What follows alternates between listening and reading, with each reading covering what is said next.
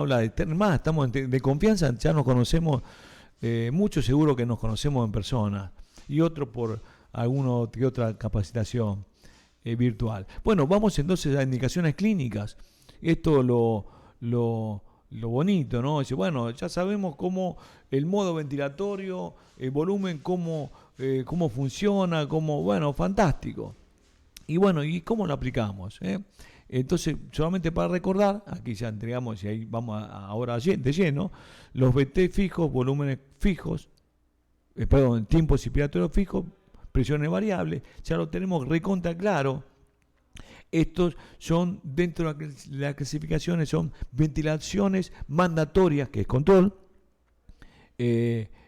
volumen, mandatoria continua, mejor dicho, control de volumen, o sea, siempre la máquina manda. Entonces, claramente, tiempo inspiratorio fijo, PT fijo, presión variable. ¿Qué controlan? Controlan el volumen y flujo, controlan el tiempo inspiratorio, controlan la frecuencia, el umbral del trigger de disparo y el nivel de PIP. ¿Y qué no controlan? A ver, pregunta, ¿qué es lo que no controla el modo volumétrico?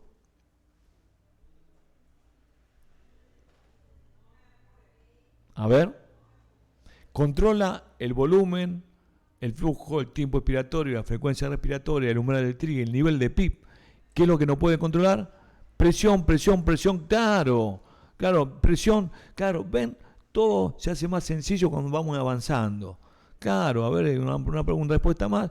Y claro, ¿y qué no controla?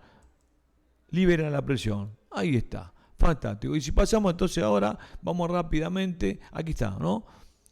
Flujos y volúmenes constantes, presiones variables. Y entonces ahí iba a ir mi alarma prioritaria, ¿no? Lo que no controlo. Y aquí podemos ver, esto ya lo hemos mencionado, ¿no? Estamos trabajando con modo de barométrico, ¿sí? ¿Qué controla el modo barométrico? Controla la presión inspiratoria máxima, tiempo inspiratorio, porque el modo siempre es control. Rise time, aquí sí, ¿no? Colocamos el rise time, la presurización de la rampa, el tiempo de rampa, la frecuencia respiratoria, el umbral de trigger y el nivel de PIP. ¿Y qué no controla? ¿Qué no puede controlar? El modo de presión.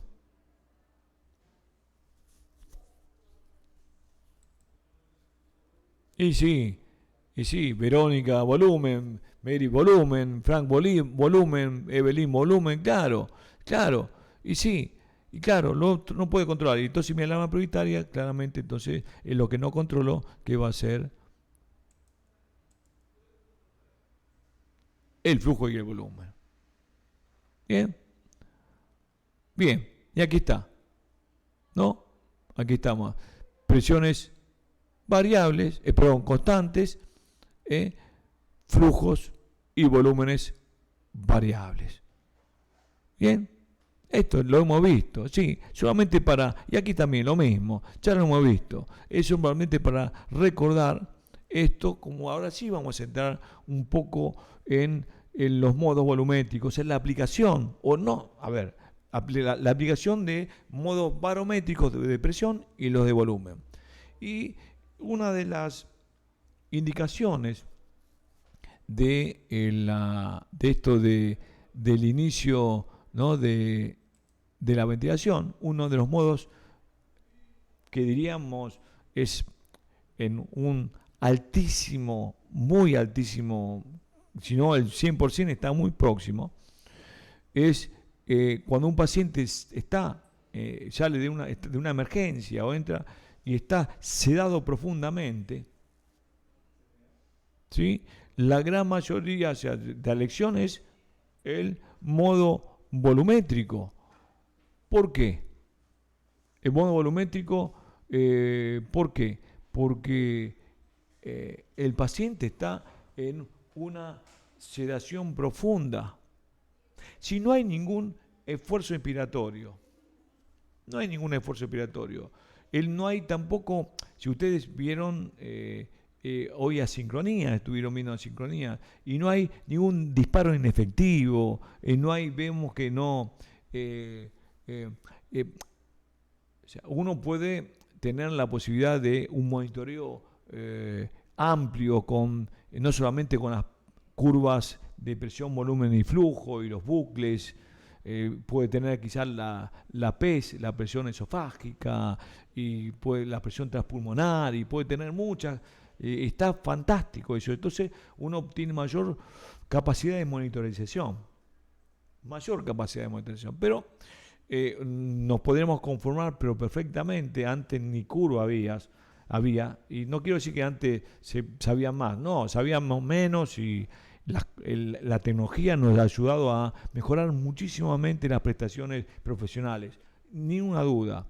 Pero antes no valíamos, y hoy también hay que ver al paciente. Es muy importante ver la máquina, ver las imágenes. Uno se tienta, y créanme que nos pasa, o sea, uno primero ve, el paciente está ventilado, ve la máquina cómo está ventilado, y lo primero, y pareciera ser que lo secundario, o sea, lo que vemos en segunda instancia es el paciente.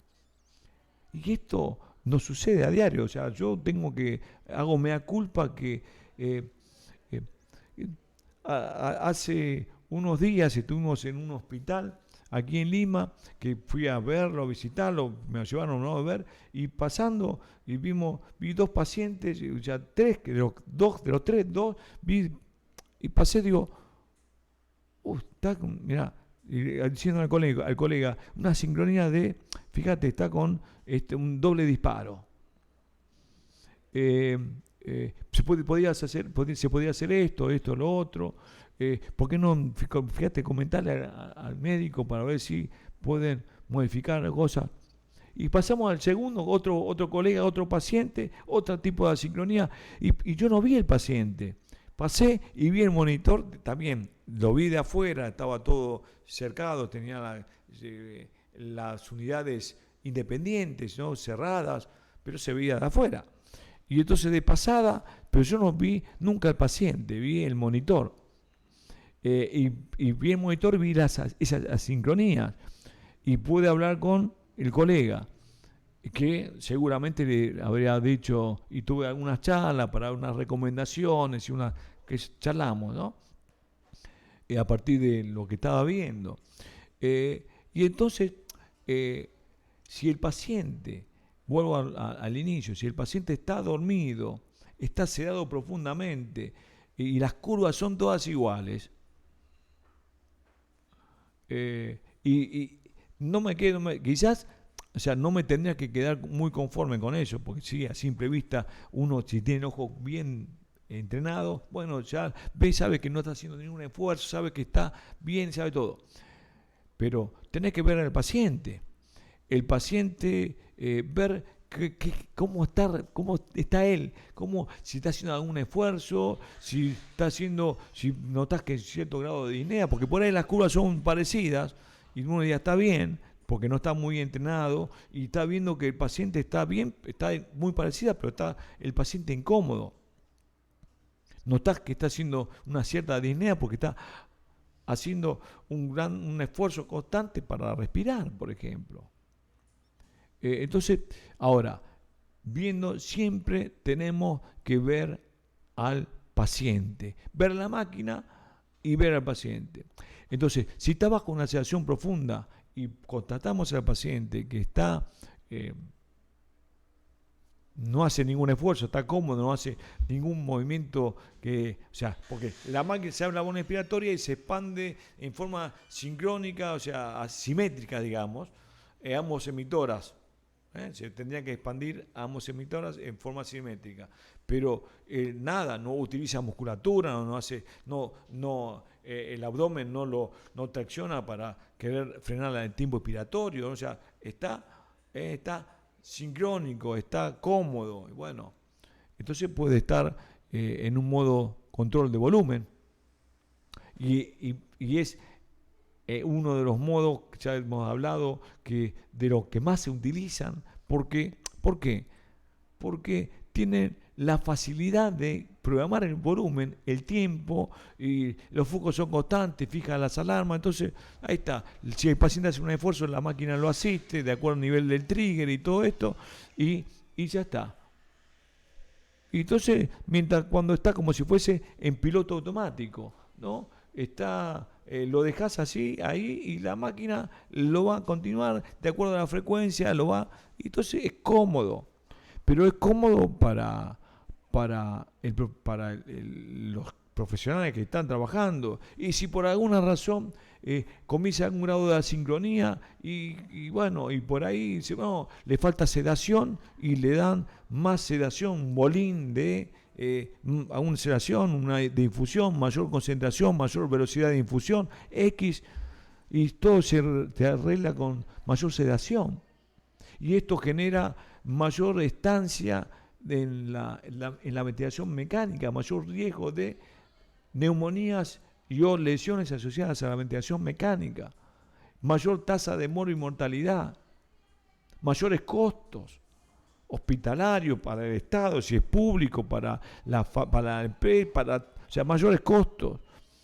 Entonces, entonces la elección de la elección de las del modo ventilatorio tiene que ver con esto de tema de si está sedado, sedación profunda y todo demás. ¿Está bien? Entonces, el síndrome de distrés respiratorio agudo, ¿sí?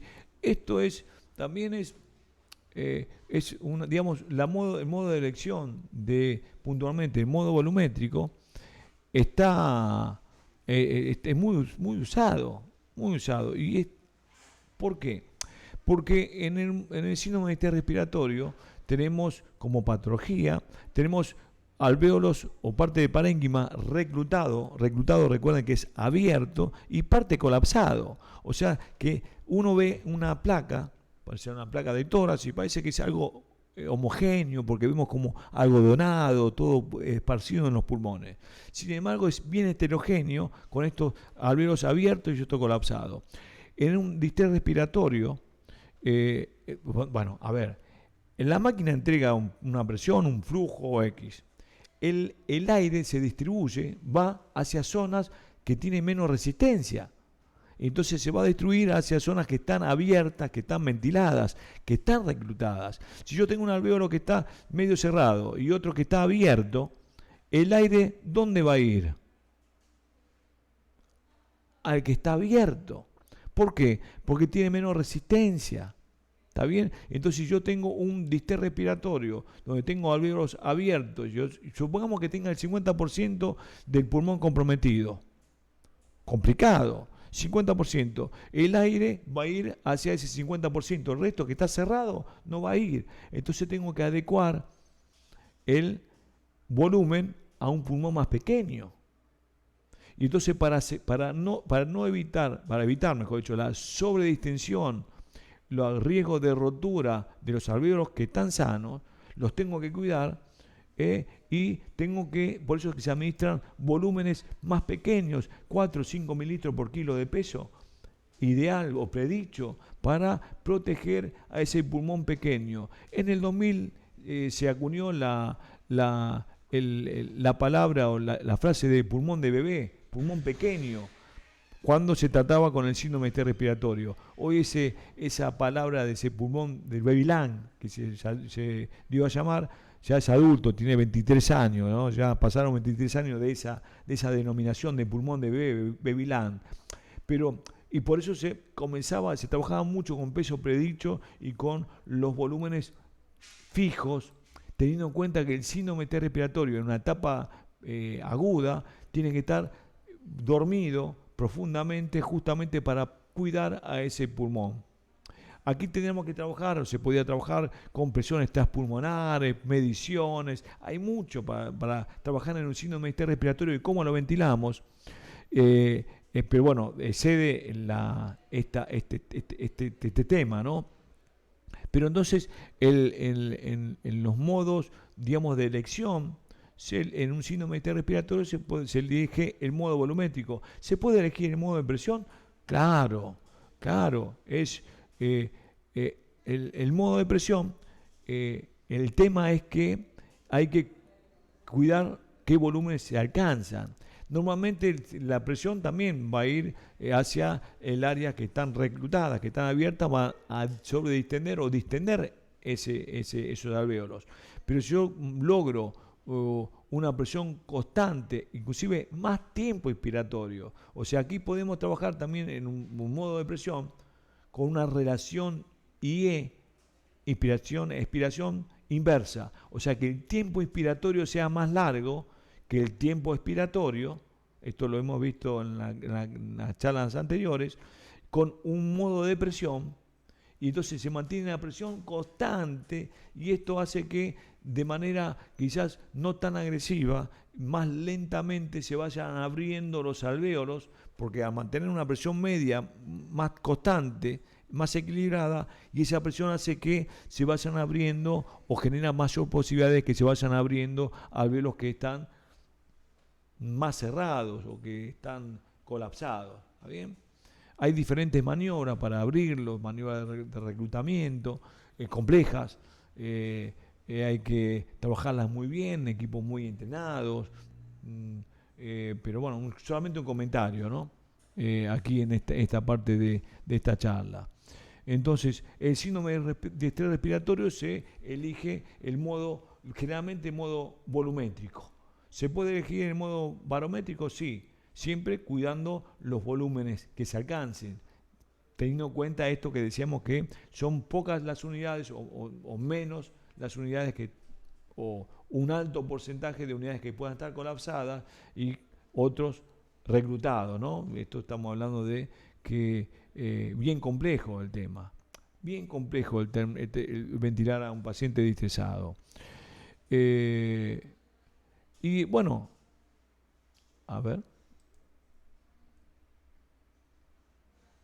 Bueno, ahí no sé qué, no sé si hay una pregunta más, un número, no sé. Estoy mirando el chat. Bueno, y paciente con EPOC. Uno diría, bueno, a ver, ¿cómo ventilamos un paciente con EPOC? Teniendo en cuenta que estamos trabajando con dos modos. Un modo control de volumen y un control de presión. Y uno decía, bueno, este caso lo puse aquí me está faltando en esta PPT, la ventilación mandatoria continua, control de volumen era, ¿viste? Aquí estamos trabajando el control de volumen. Y vimos también la posibilidad de hacerlo en presión, ¿viste? Eso no hay inconveniente en la elección. Y ahora vamos a ver por qué elegimos una cosa y por qué elegimos otra a partir de lo que estamos hablando. Bueno, el EPOC es una enfermedad crónica, ¿no? Que lo que cuesta es sacar el aire, una enfermedad pulmonar obstructiva crónica, por definición, ¿sí? Y uno decía, si yo tengo un paciente con EPOC, ¿sí?, que le cuesta sacar el aire, yo tendría que tener tiempos inspiratorios cortos y darle más tiempo a la respiración para que lo saque, volúmenes más pequeños. ¿Y por qué sería la elección si está despierto el paciente? Porque puede ser que esté despierto, yo lo ventile con el modo volumétrico y no por presión.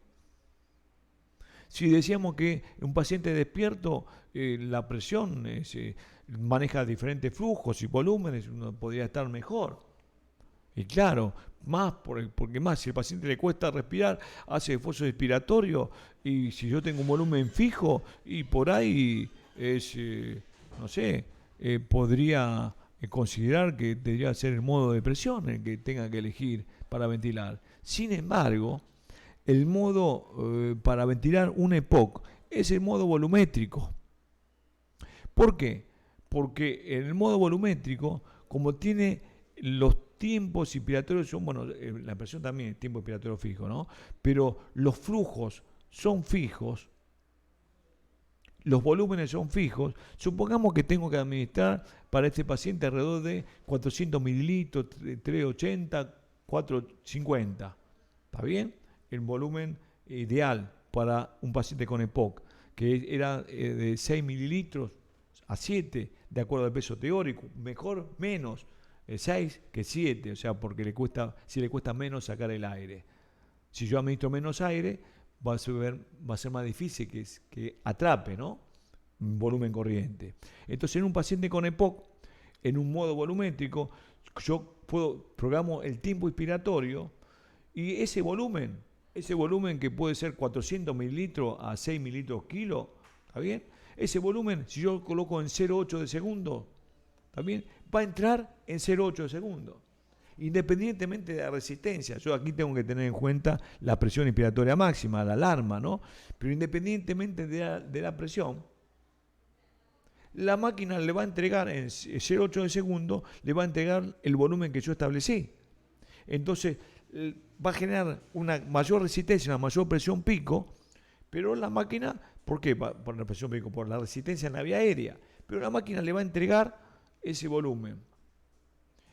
Y entonces, si el paciente le faltaba, está como con disnea, le falta flujo, cuando la máquina ese volumen se la entrega con esa velocidad, recuerden, como ya hemos visto, si yo a un mismo volumen reduzco el tiempo expiratorio, en el modo volumétrico va a acomodarse la velocidad, se va a incrementar la velocidad para que en ese tiempo nuevo ingrese el volumen.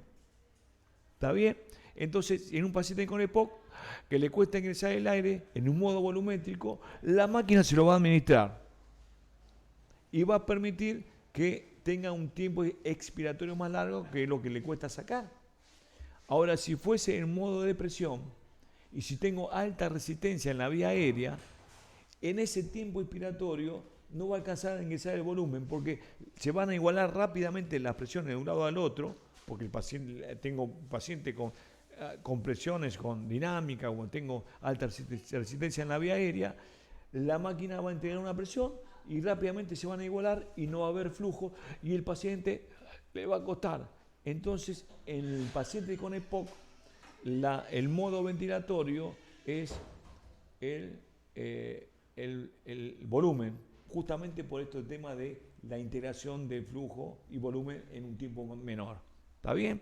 Así le doy tiempo para que salga.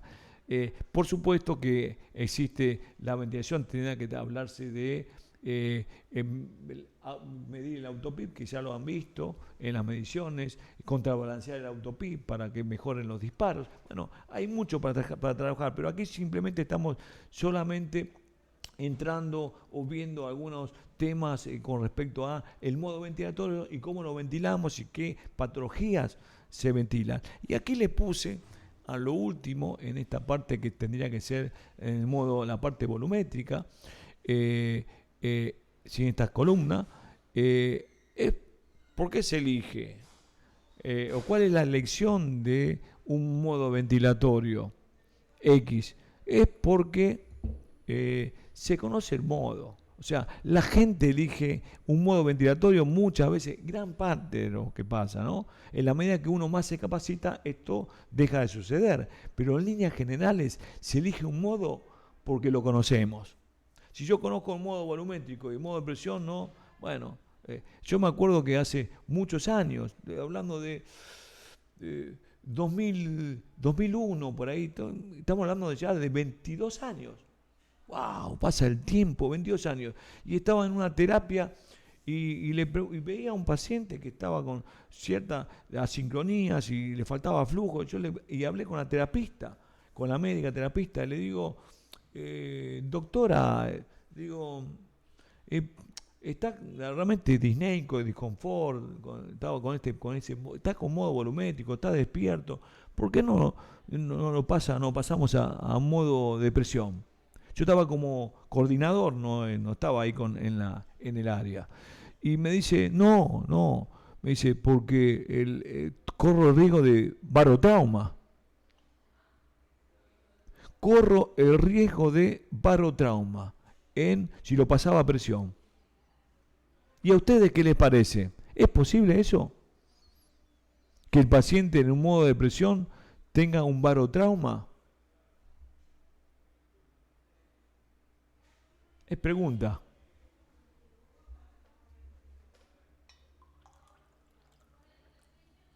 Es compleja, ¿no? ¿Puede ser compleja? No, porque la máquina controla presión. Lo que sí puede tener un volutrauma, o sea que puede haber un trauma. ¿Se acuerdan que hemos lo visto?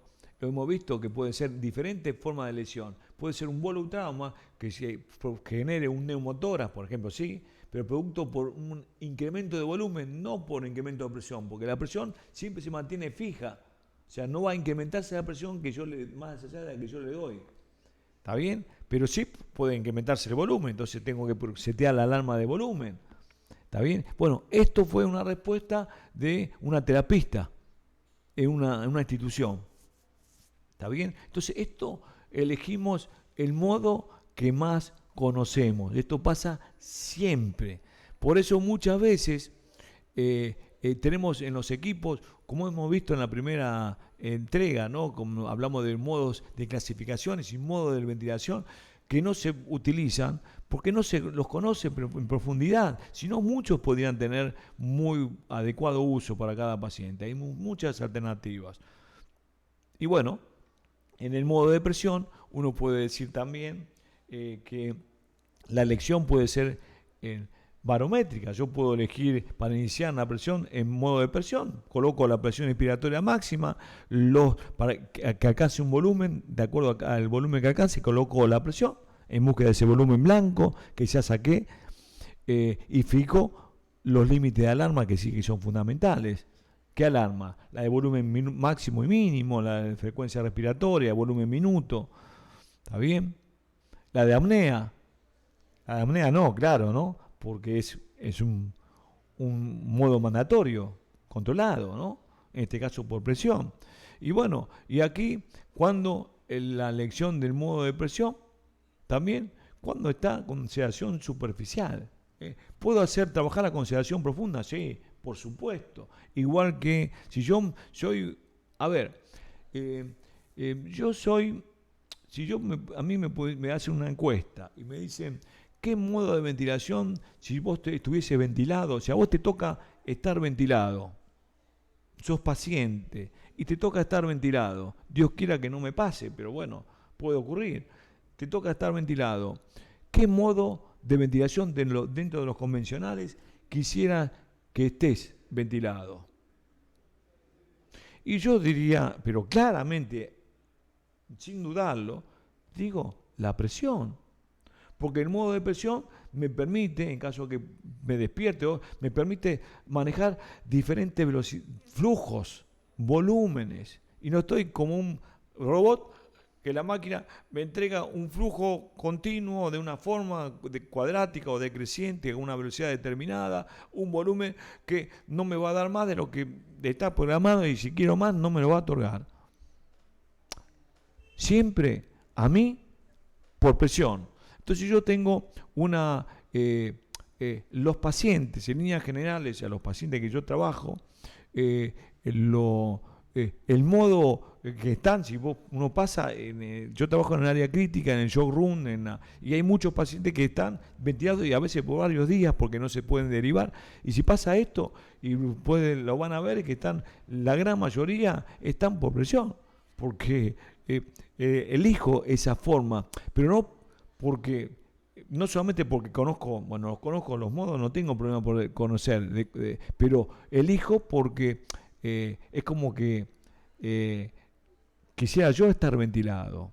Entonces, si el paciente está despierto o tiene una sedación superficial, supongamos que está con un RAS de -1, si vos lo hablás, lo movís, lo tocas un poco, puede como decir, bueno, quizás no abre los ojos, pero sí moverse, o sea que está ahí con un RAS superficial y está respirando, y bueno, ese paciente va a estar mucho más cómodo en una modalidad por presión. ¿Está bien?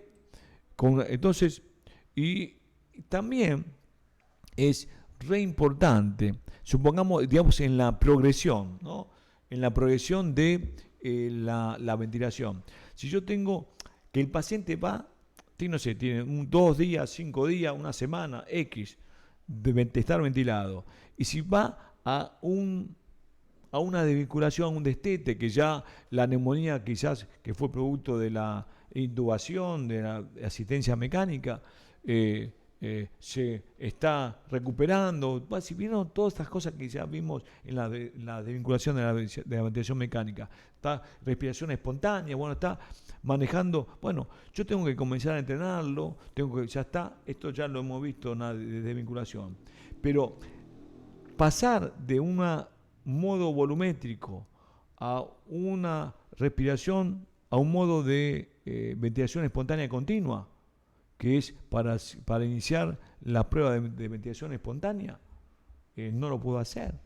O sea, ¿lo puedo hacer? Sí, lo pongo directamente, pero yo tengo que ir en una progresión. O sea, si yo paso de un paciente que está ventilado en modo mandatorio continuo, control de volumen, y voy a realizar una ventilación espontánea en búsqueda de saber o de conocer si puede sostener una respiración espontánea para sacar el tubo, independientemente de las pruebas que corresponden, ¿sí? Bueno, yo tengo que trabajar con el modo de presión. ¿Por qué? Porque por lo menos va a manejar las diferentes volúmenes y flujos. De parte, tengo que trabajar con una ventilación un paciente con una sedación superficial, y para pasarlo a un modo de ventilación espontánea tiene que estar sin sedación o la mínima sedación inicial, para ver cómo responde, para ver qué volúmenes maneja, para ver, ¿no?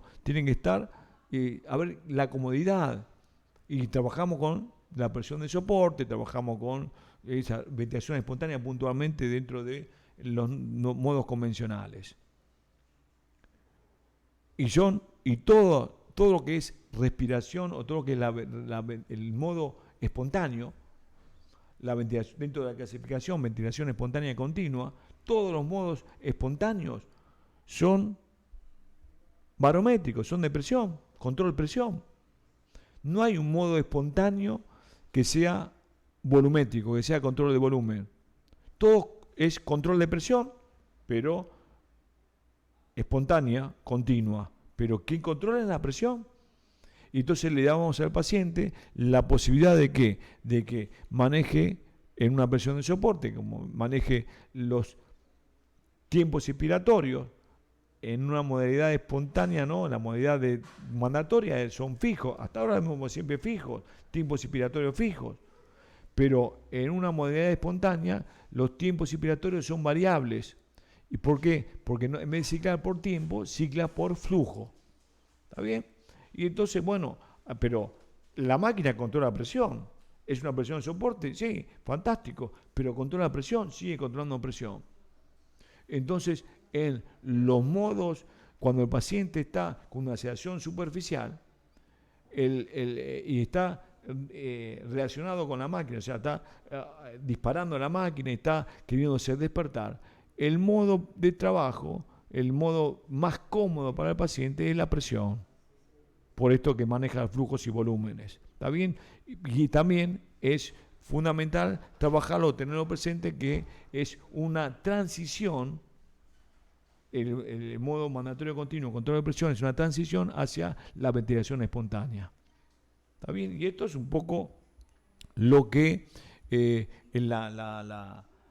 esto de estar viendo, ¿no? Esto de decir, bueno, ¿y cómo, y qué modo elijo? Y lo mismo acá. Esto es la misma pregunta. Y bajo la sedación profunda también. Y claro, esto tiene que ver con lo que mejor se conoce, tiene que ver con también las características del paciente, la característica de la patología. Va a depender mucho de todas las cosas, de la monitorización.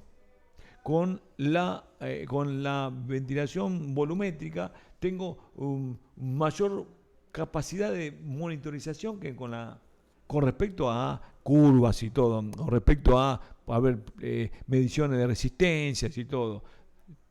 En ambos puedo medir todo, en ambos, ¿sí? Pero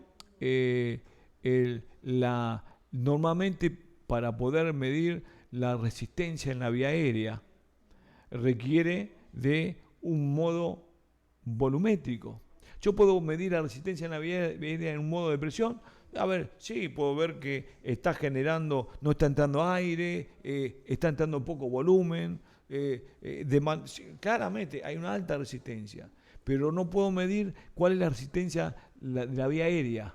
Y la resistencia de la vía aérea tiene que ver con la presión pico menos la presión meseta en un modo volumétrico. Y a eso tengo que dividirle el volumen en litros y la velocidad del flujo.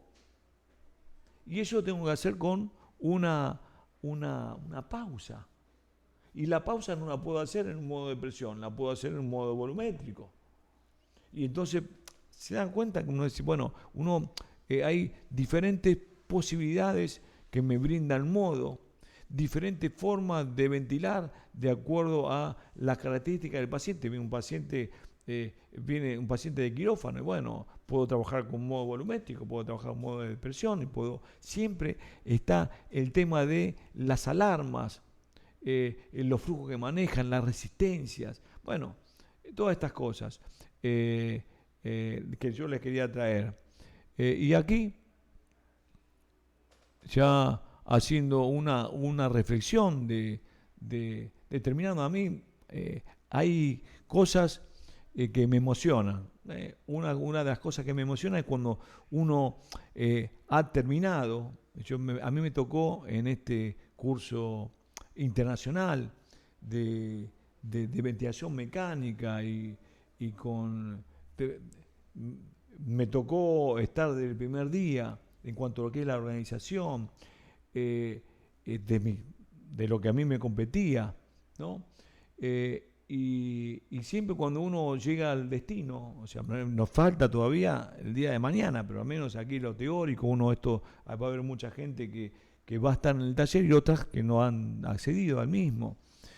Pero sí uno hay un tiempo de reflexión, hay que tenerlo, hay que hacerlo, yo lo hago siempre, me doy ese tiempo de reflexión.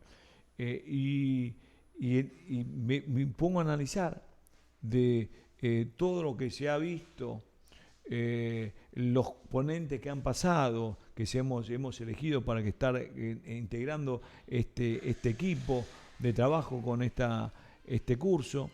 Y yo me voy satisfecho con lo hecho desde lo teórico, eh, con una emoción de haber cumplido, alcanzado, habernos puesto un foco que era el curso, entregar de lo teórico, buscar todas las alternativas como para que realmente sea un curso plausible, sea un curso que dejen cosas, que dejen eh, eh, situaciones bien claras y que dejen muchos interrogantes para ir en búsqueda de el mayor conocimiento. Uno está en permanente desarrollo, uno está aprendiendo todos los días y aprende con el otro, necesariamente con el otro. Por eso es muy importante ser generosos, también no generosos con lo que uno sabe para compartirlo, porque uno nunca sabe de qué lado va a estar de la ecuación, si va a ser paciente en algún momento y si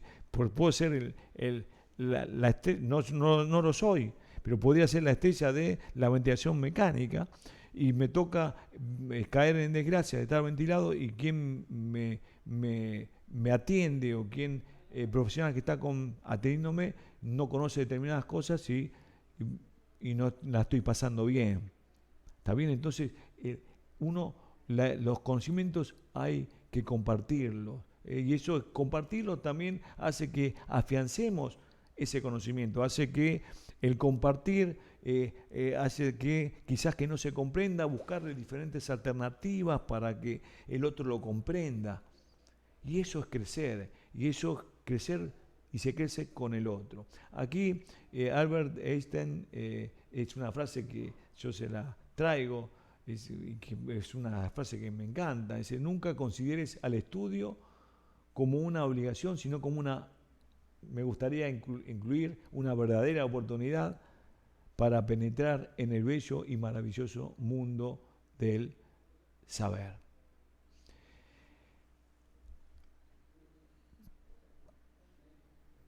Bueno, y aquí un poco, bueno, mis gracias.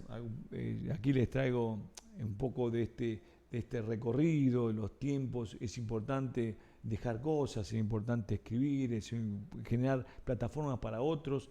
Te ayuda a crecer, a tener, a abrir un abanico de posibilidades.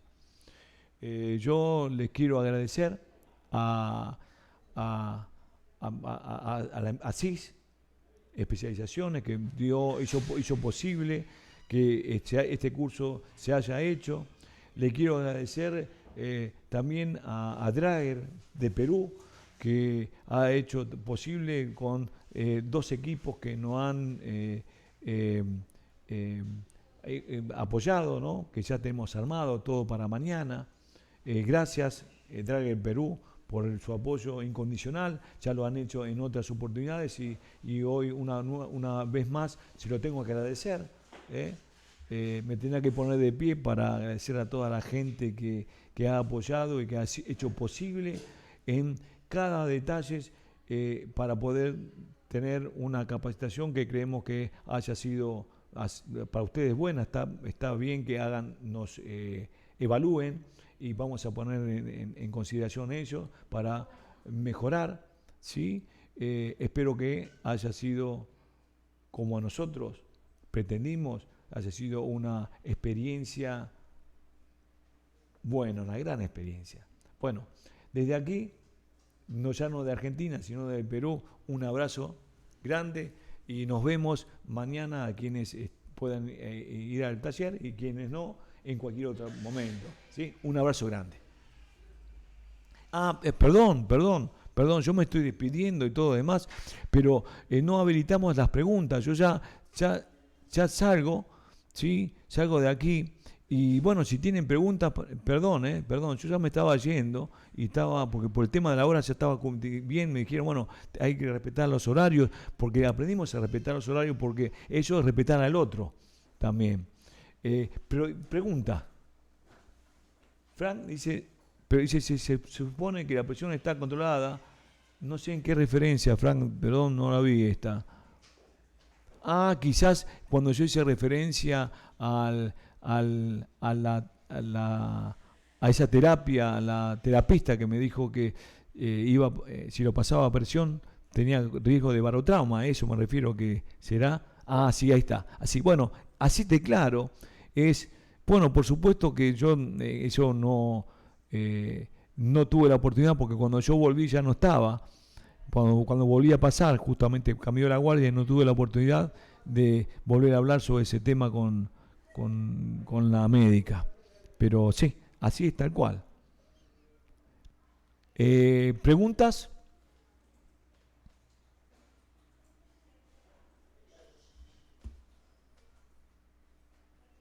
Pueden habilitar el micrófono si lo quieren.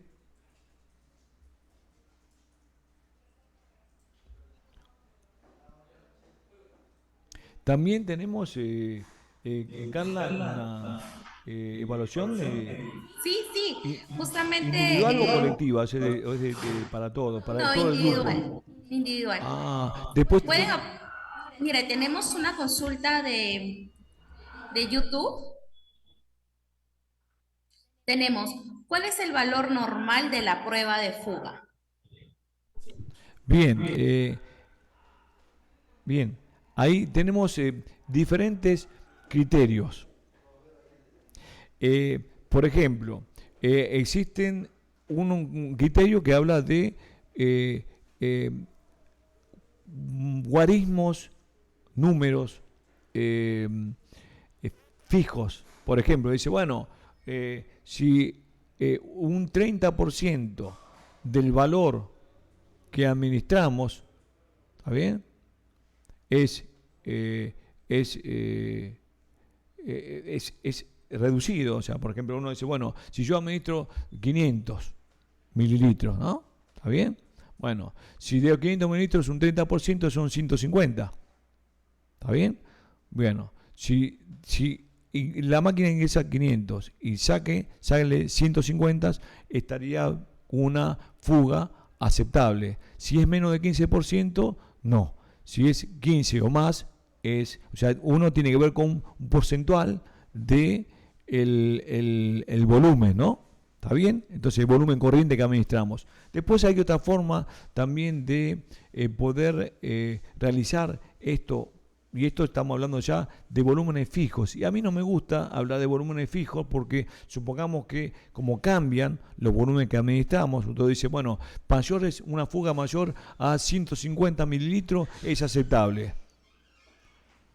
Pero bueno, sí, está bien, fantástico, hay fuga, quiere decir que está, no hay edemas, o si hay edemas es mínimo porque el tubo ocupa un espacio y la fuga es el volumen que sale cuando el balón está desinflado. Entonces uno diría, bueno, esos que adoptan como volúmenes fijos de 150, menos de 150 no estaría, quizás menos de 150 tendrían que trabajar con corticoides, por el tema de los riesgos de estridor, de cierre de la vía aérea, porque escaso volumen de fuga, o mayores de 150. Pero no me vuelvo a repetir, no me gusta trabajar con volumen fijos porque los volúmenes son variables. Entonces, yo prefiero trabajar opto por trabajar con porcentaje, mayor al 30%. ¿Está bien? Eso sería la bibliografía que se maneja, ¿no? Hay otra pregunta, dice, en ventilación no invasiva he escuchado el término de fuga total como un parámetro a monitorizar. ¿A qué se refiere? Si el paciente es BNI, ventilación no invasiva, la fuga total es que no hay PIP.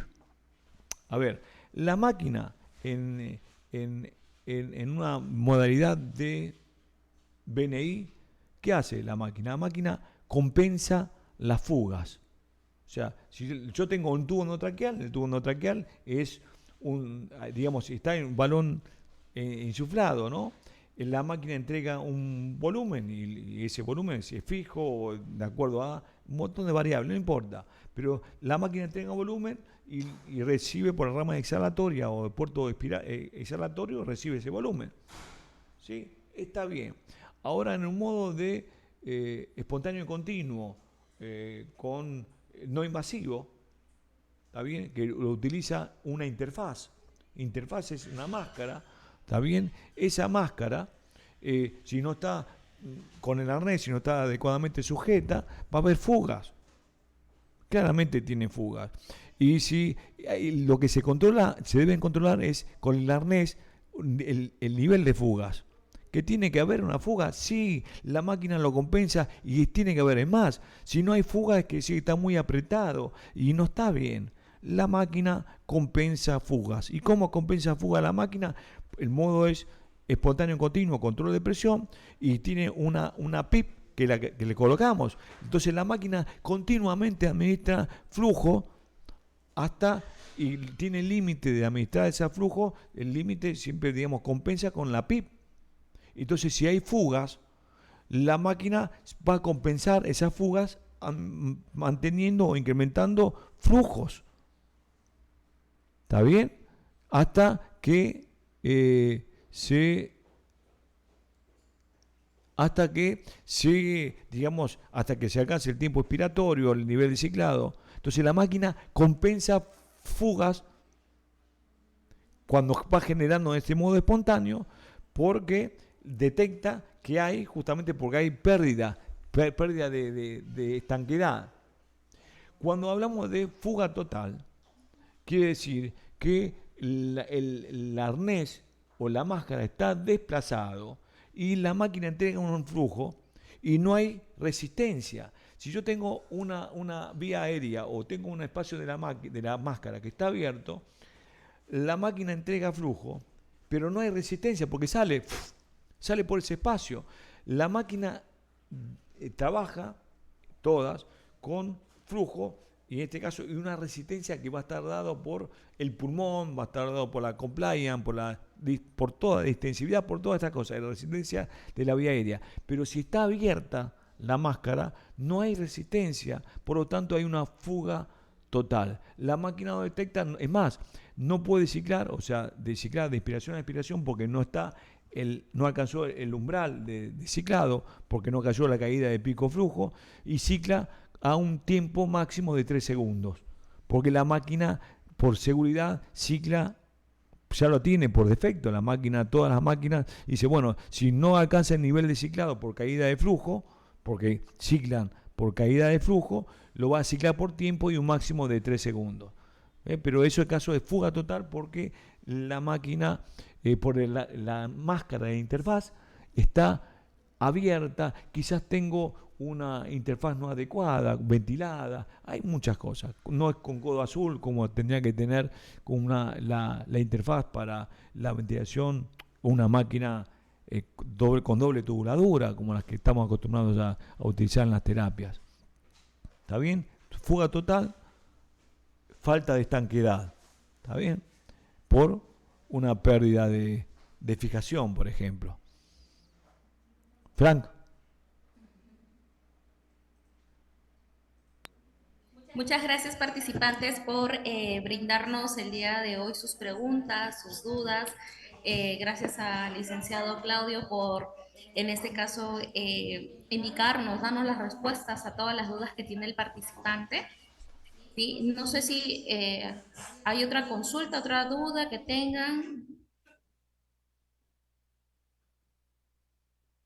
Con gusto, si tiene alguna otra. ¿Sí? Creo que no tenemos ni una consulta. ¿Sí? Bueno, en este caso vamos a dar por finalizado el curso del licenciado Claudio. Agradecemos mucho su participación el día de hoy. Bueno, como siempre, nos está nutriendo con las actualizaciones en todo lo que es referente a la ventilación mecánica.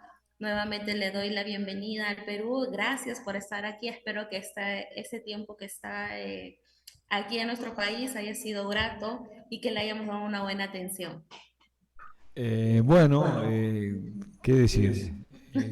No estamos en lo que me despedí antes. Bueno, un abrazo, un abrazo. La verdad que siempre es mi segunda casa, ya he venido de hace 10 años, no sé, más de 10 veces y no, bastante más. Así que bueno, son muy queridos, son muy generosos, muy cálidos y respetuosos, respetuosos. Un abrazo. Gracias, licenciado Claudio.